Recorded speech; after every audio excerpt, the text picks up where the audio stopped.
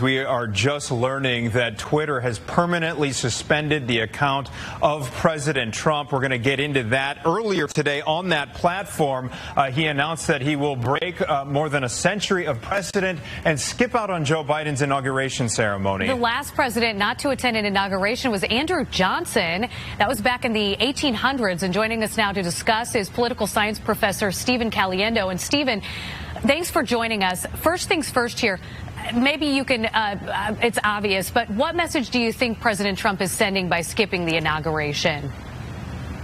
It's a shame that we have to try to figure out what the message is. He could have said more. We still had Twitter at the time. He could have exactly said why, because certainly one could imagine that he's making the choice to not be a distraction, given what happened on Wednesday, given everything that's happened since the election, the general election. He could have said that, even if it wasn't completely true. It would have given some cover. But this way, he didn't say anything. So, of course, he's going to look like a sore loser. If any other president would have done that, that's what he would have said about them. But I also think there's going to be mass protests down there, and if they turn violent, he may not want to be around for that. Now, speaking of that, Twitter just released an analysis of, or a statement, I should say, pretty in depth about why they decided to permanently suspend President Trump's account, and did mention that tweet about skipping the inauguration, saying that it's further confirmation, or could be read as further confirmation, that the election was not legitimate, and just basically stokes fire in the situation. This is just into the newsroom, but what's your reaction to President Trump being permanently suspended from this platform?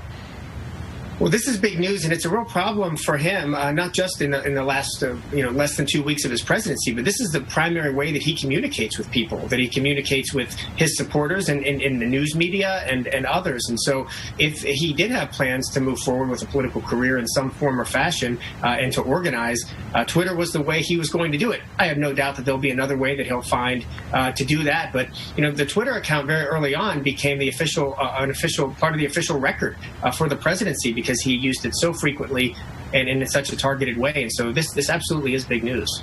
Even though there are just 12 days left in the president's term, we're hearing talks of impeachment.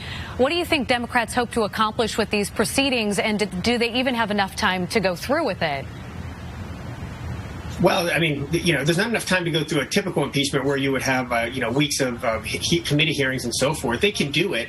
The question is, how many Republicans will support it in the Senate? We've already heard Lisa Murkowski wants him out. She didn't say she would vote to remove him on case of impeachment, but she asked for his resignation. I think there may be a groundswell. But you need I think they need 16 Republican senators to join all of the Democrats, and that's a lot. And but if they can move through with it even after his presidency's over, because one of the things that can happen once a president is convicted, that is found to be guilty in the Senate, is to bar them from further political office, and that might be an intention of what they could be up to. Well, we'll see how that plays out. Professor Caliendo, always good to talk to you. Thank you very much for joining us this afternoon. Again, reacting to this breaking news that Twitter has just permanently suspended the account of President Donald Trump.